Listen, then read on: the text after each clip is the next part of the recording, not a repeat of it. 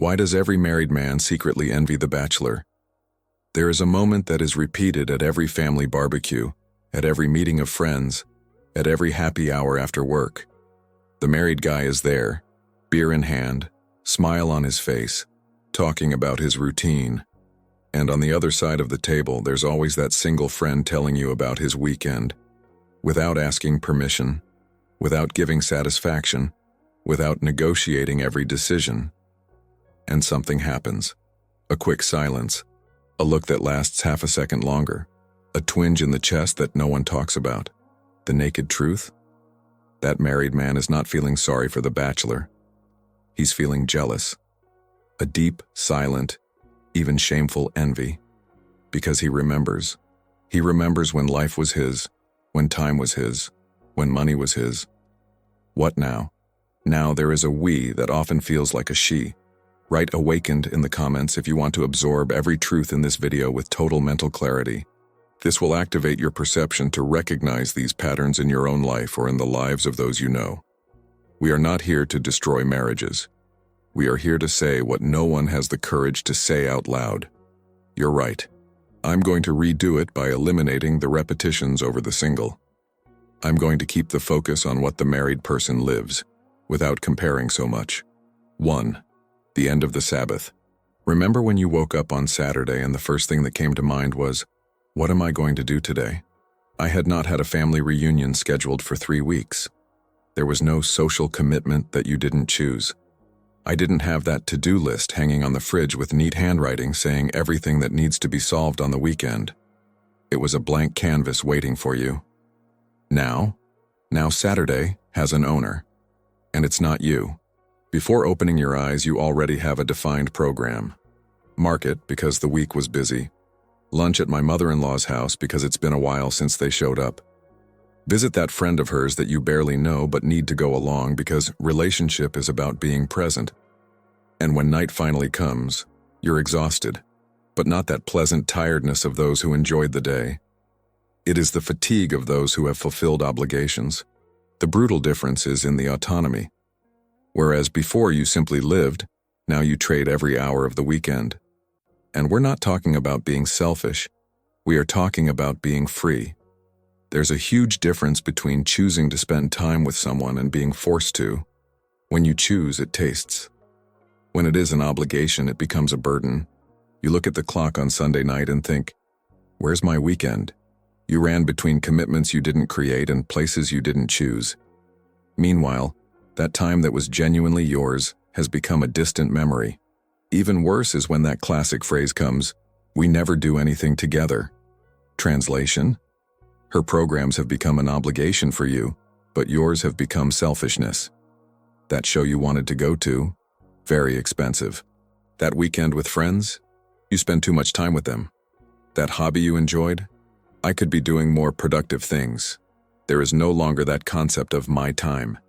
Everything has become our time, and somehow this hour always leans more to one side. You can't just decide to spend the entire Saturday playing video games. You can't wake up and say, today I'm not going to do anything productive. Because there is always something that needs to be done. There is always someone who needs to be visited. And here comes the question that hurts. When was the last time you had a real Saturday? That day that was genuinely yours? No guilt, no charge, no vibe when you dare to do something just for yourself? The answer usually comes in years, not months. And that's exactly what corrodes inside. The weekend is no longer a rest and has become an extension of obligations. Only now with casual clothes and a forced smile, you perform happiness in endless lunches, in conversations that don't interest you, in programs that you would never choose. And he returns to the work week more tired than he was on Friday. 2. Shared wallet. Your money is no longer yours. Simple as that. It may be in your name. It may be you who works hard every day to get it. But the decision about where it goes is rarely yours alone. And the worst, it becomes so normal that you don't even question it anymore. It has become automatic to open your wallet and see half already committed to things you don't even use. Think about the following. Do you want to change your cell phone because yours is having a problem? Conversation. Want to buy that sneaker you saw? Conversation. Do you want to save some money to take that trip with friends? Oops, wait, now it's heavy. What do you mean spending money on travel without it? What do you mean invest in something that is not for the couple? Suddenly, his salary has more owners than a joint account. But calm down, it gets worse. Because it's not just about spending, it's about saving too. Do you want to save some money for the future? Great, but for whose future? Because quickly that money saved becomes a fund for home renovation, for a birthday party for I don't know who, for that course she wants to take. All very noble, all very together. But in the end, your individual plans are always for next month, and next month never comes. There is also that strange math that only happens in marriage. You pay the restaurant bill every time. You pay the rent or most of it. You assume the big expenses. And somehow, at the end of the month, you're at zero and there's still a reserve that isn't yours. Magic? No. System. Now imagine the scene. At the end of the month, you receive your salary. Before feeling any joy, the mental list already comes. Account of this, account of that, part of what she wanted to buy, that commitment she needs to pay. Is there anything left? Congratulations, you are allowed to save or spend on something of your own. But be careful. Spending can generate that conversation about responsibility. Saving can generate that conversation about why you are saving without telling her. You worked the whole month and in the end you look at the statement seeing everything committed to decisions that were not totally yours. That reform that you didn't think was necessary? There it is, divided into 12 installments. That new piece of furniture that the house was in need? 8 more installments. That expensive wedding gift from someone you've met twice? Paid. And there is a cruel detail in all this. When you want something for yourself, it becomes interrogation. But do you really need it? When it's for home, for family, for others, the question changes. How can you be so selfish to question? Do you see how it works? Your money is good for everything but you. Worse than the loss of money is the loss of the freedom it represents. Because money is not just paper. It is a possibility. It's choice. It's being able to decide to wake up one day and change everything if you want to. But when every penny is tied up, negotiated, justified, you no longer have that power. You're financially stuck in a life that may not even be the one you want anymore. If you want to understand the hidden forces behind desire, attachment, and projection, discover the Jung method. The link is pinned in the first comment. 3. Ghost friends.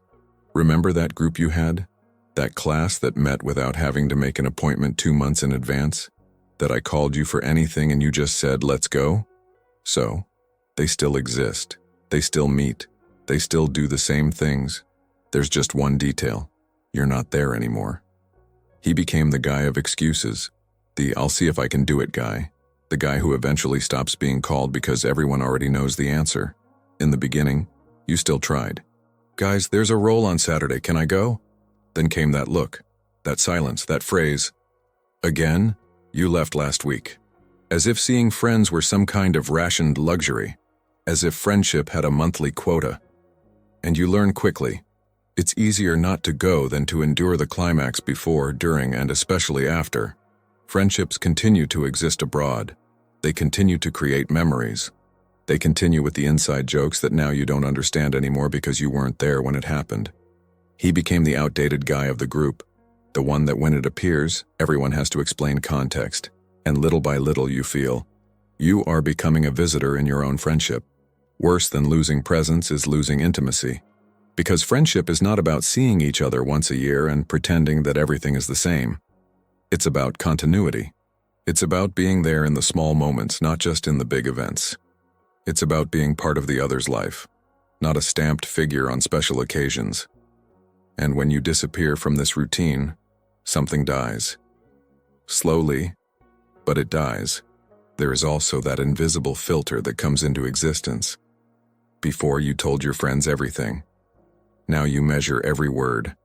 Because you know you're going to get home and you may have to explain what you said, who you talked to, why you said it. Then you edit. Censorship. And he realizes, even friendship now has a supervisor. Then there are those moments where the group meets and you finally get to go. But it's not the same anymore. You keep an eye on the clock. You can't be too late. You can't drink too much. You can't just relax and enjoy because there's time to end. While everyone else is loose, you're tense, and that kills any fun. Male friendships need constant coexistence to stay alive. You can't be a real friend seeing the person once every 3 months and you feel it slip through your fingers. Those guys who were your brothers? Now they are almost known, because you chose, or were forced to choose, between maintaining friendships or keeping peace at home. And the saddest thing, you know you're missing out on something precious. He knows that these connections do not come back, that when you finally have permission to regain these friendships, it may be too late. People move on. They make new friends. They create new circles. And you stay outside, watching through the glass. 4. Silence is luxury. There is a noise that you don't notice until it becomes constant. It's not loud music or traffic. It's the sound of someone else existing all the time around you. Talking about, asking, commenting, sighing, existing at high volume even when he's not talking. And you never have real silence again. He arrives home after a whole day dealing with people. Your social tank is empty. You just want to sit on the couch and literally do nothing. Not thinking, not talking, not interacting. Only exist in airplane mode for a few hours. But then it begins. How was your day? And you know that well is not an acceptable answer. It needs details. It needs history. It needs emotional engagement when you literally have nothing left to give. But it's not just about being physically still. It's about not having a constant demand for attention. Because even when she's not talking to you directly, there's that ambient sound. The television on her show. Her conversation on the phone that you don't want to listen to, but you don't have a choice. The music she likes, but that annoys you. All vying for space in his brain that was already saturated. There's also that thing of never really being alone. You go to the room, she goes with her. You sit down to watch something, she sits on the side. You're on the computer, she shows up with something. And look, it's not about not liking the company. It's about needing that moment of solitude that every human being needs to not go crazy. But this became a luxury item. You try to create those moments. Put on the headset. Universal signal of, I'm not available right now, right? Wrong. She'll talk to you the same way and you'll have to take your phone out, ask, what's wrong? And find out that it was something you absolutely could have expected. But waiting would require respecting your space, and this is increasingly rare. And there's that silent pressure too. When you're quiet, it becomes a problem. Why are you silent? Because I'm tired of talking, huh? But it cannot. Silence becomes an accusation that something is wrong. So you have to keep producing conversation even when you don't feel like it. Because relationship is about communication, they said. And communication apparently means never being able to just shut up. Even in the bathroom, you lost your peace. That place that was once a private sanctuary? Now there is a knock on the door. Will you take your time? There is conversation through the door. She is in a hurry because she also needs to use it. There is literally no longer a square centimeter in the house where you are guaranteed to be alone. And worse, you start to feel guilty for wanting those moments. As if wanting to be quiet was rejection. As if needing space was a lack of love. So you accumulate this social fatigue that has no escape valve. It goes on joining, until it explodes into some argument that seems to be about dirty dishes, but is actually about you suffocating. There are those nights where you stay awake after she sleeps, not because he has insomnia, but because finally, you have silence, and he stays there, enjoying that stolen peace, knowing that in a few hours, everything starts again. It's sad when the best time of your day is when the person you share your life with is sleeping. 5. Mandatory approval. Everything became a committee. Every decision needs to go through a vote. And the worst, it is not a fair vote where each vote has the same weight. It's a vote where you always have to convince, justify, argue until exhaustion to do something that was simply your choice before. Do you want to change jobs? Serious talk. Do you want to take a different course? You need to explain how it will benefit you. Want to buy a motorcycle? Forget it. Too dangerous, too expensive, too selfish. Want to grow your hair? She doesn't like it. Want to wear a beard? She prefers without. Want to buy that jacket? It doesn't suit you according to her. And suddenly you realize, even your appearance is no longer your decision, but it goes beyond big decisions. It's in the small ones too. Want to order pizza? You have to ask, want to watch a movie? It needs to be something that pleases both of them. Want to sleep late? You'll hear about how it affects her. Want to wake up early to exercise? Be careful not to make noise. Literally, your entire routine goes through external approval. There is that classic phrase, I am not obliged to ask permission. Sure, so you do it without asking. And here comes another classic. You didn't even consult me. Do you see the trap? It's not about official permission. It's about having to include someone else in every breath of your life. And that, my friend, is exhausting. Even worse when you finally get to do something. Because it is not enough to do it. You have to prove that it was good, that it was worth it, that it wasn't a waste. Did you buy that? You have to show that you are using it. Did you go out with friends? You have to come back with stories that justify the absence. Did you take that course? You have to apply the knowledge immediately, otherwise it was money thrown away. And you know what's heavier? Invented guilt. You want to do something legitimate, normal, even healthy, but it will generate that little climb, that eloquent silence, that phrase, okay, you can go, with an intonation that clearly means it's not okay. And you learn. It's easier to give up than to endure the emotional pressure that comes after. You become a hostage of this constant approval, and the worst thing is that he doesn't even notice when it happens. It starts slowly. A comment here, a grimace there, and you adjust your behavior to avoid conflict. Until one day she wakes up and realizes, I don't do anything else without first calculating her reaction. There are decisions that should be obvious but become negotiations. Accept that promotion that requires more hours. It can't. It will affect your time. Refuse that promotion because you don't want more responsibility. You can't either. You need to think about the future of the family. Barnacle? No matter what you choose, you always have to justify it. 6. Negotiated identity. Who were you? No, seriously, stop and think. Who were you before? That guy with defined tastes, his own opinions, a way of being characteristic. Now look in the mirror. How much is left? Because marriage does a silent business. It exchanges identity for harmony. And you only realize it when there is almost nothing left. It started small. You liked that kind of music that she thought was loud. Then you stopped listening at home. Then he stopped listening in the car. Then he stopped going to those shows. And one day you realize it's been years since you heard what you really like. That which defined part of who you were disappeared. Negotiated for domestic peace. It has that revealing moment. You meet an old friend, and he says, man, you've changed too much.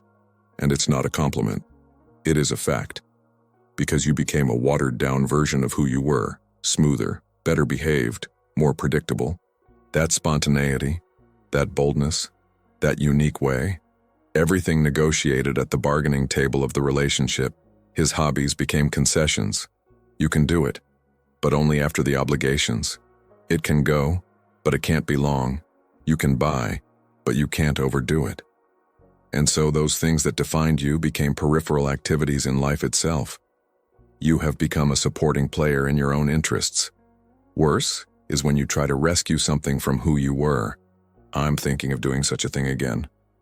That look comes. Hadn't you gotten over that phase? As if having one's own identity was immaturity. As if growing up meant giving up everything that made you you. And you let it go. Another negotiated piece. There are also opinions. Before you had strong positions on several issues. Now you measure every word, because disagreeing with it in public gives the wrong image. Because having a different opinion becomes a reason for discussion at home. So you keep silencing, agreeing, becoming a puppet of harmony. That sense of humor that was yours, he had to prune. That way of dressing, he had to adjust. That way of speaking, he had to soften it. And in the end, you look in the mirror and see someone you recognize but don't feel like you. It is an edited, censored, approved version for coexistence. You stop doing things you used to like because It doesn't suit a married man. Stop going to places you used to enjoy because now you have responsibilities. Stop dreaming about things you wanted to do because that's not a priority right now. And it goes on, molding, until it becomes something palatable but unrecognizable. And there is a day when this becomes clear. Someone asks you, "What do you like to do?" And you freeze. He no longer knows how to answer. Because everything you liked was traded, exchanged, abandoned. Your identity has become a list of concessions with some remnants of who you once were. 7. Dead spontaneity. Remember when you could just do it? See an opportunity and seize it? Having a crazy idea on Thursday night and already being executing on Friday morning? Spontaneity was not a luxury, it was a way of life. Now everything needs planning, discussion, approval, and at least 2 weeks in advance. Has a cheap ticket to that place you've always wanted to visit appeared? Incredible. But you can't buy it now. You need to see her dates. See if you can take a vacation together. See if the money is okay for that. See if there are no family commitments on those days. And when you're done watching all of this, the promotion is over. The opportunity has passed, or that last-minute invitation. So let's go to a show today. Before you didn't even think about it, you were already getting ready. Now comes the process. Look to the side, see the face, try to negotiate. Hear that we had agreed to stay at home today, give up. And there goes another opportunity. Life has become a spreadsheet. There is a shared calendar. There are appointments marked with a different color. There is notification of everything. And in the middle of all this organization, do you know what died? The magic. Those moments that happen precisely because they were not planned. That incredible memory that exists because someone had the courage to just go. Do you want to do something different on Saturday? You need to propose it on Monday. It needs to convince. You need to hear all the reasons against. You need to negotiate like, okay, but next week we'll do what you want. And then it becomes barter. Spontaneity has become a bargaining chip. There is also that thing of not being able to change your mind. Did you agree on something? You have to comply even if you don't feel like it on the day. Because going back becomes, you never want to do anything. So you go, drag, pretend you're enjoying it, and you realize even fun has become a programmed obligation. And the saddest thing, you stop even having these spontaneous ideas. Stop looking at opportunities because you already know it won't work. Your brain learns to censor itself. Stop imagining possibilities because the standard answer is no. And so, you not only lose spontaneity, you lose the ability to be spontaneous. Those crazy stories you had, they stopped happening. Because crazy stories come from spontaneous decision. It comes from agreeing to something without thinking too much. It comes from simply being open to whatever comes. And you're not anymore. It is closed, controlled, programmed, safe perhaps, but dead inside. 8. Accompanied loneliness. Here's the most ironic of all. You are in a relationship, you live together, you share your life with someone. And even so, he feels alone. Sometimes more alone than when he was really alone. Because there is a loneliness that only happens when you are next to someone who doesn't understand you, doesn't see you, doesn't really reach you. You try to share something that is important to you. She listens attentively halfway, answering on automatic, clearly more interested in the phone than in what you're saying.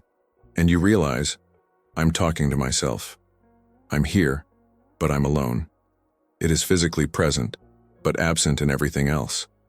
There are nights when you lie next to her and feel an abyss. You are inches apart, but you seem to be on different planets. She sleeps peacefully while you stare at the ceiling thinking, how did we get here? How can two people who shared so many moments now barely recognize each other? The loneliness of marriage is worse because it comes with guilt. You feel alone and still blame yourself for it. I have someone, how can I feel this way? But he does. Because quantity of time together is not quality of connection.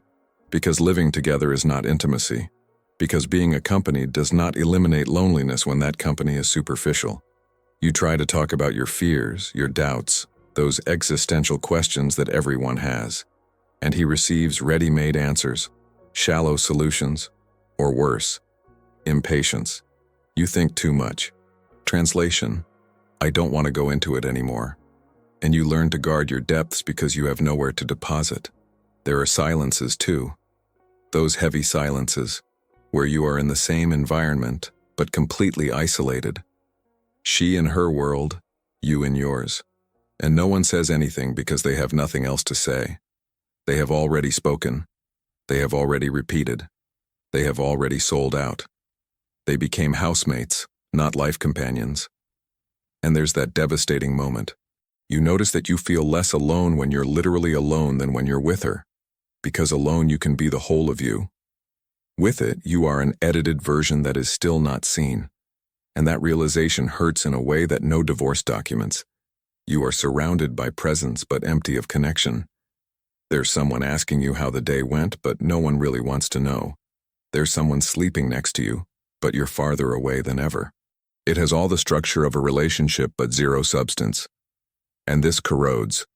Loneliness when you're really alone is at least honest. You know what it is, you identify it, and if you want, you look for company. But loneliness within marriage is treacherous, because you already have the company. Theoretically, it should be complete, but it is empty, and there's nowhere to run, because the problem is inside the house.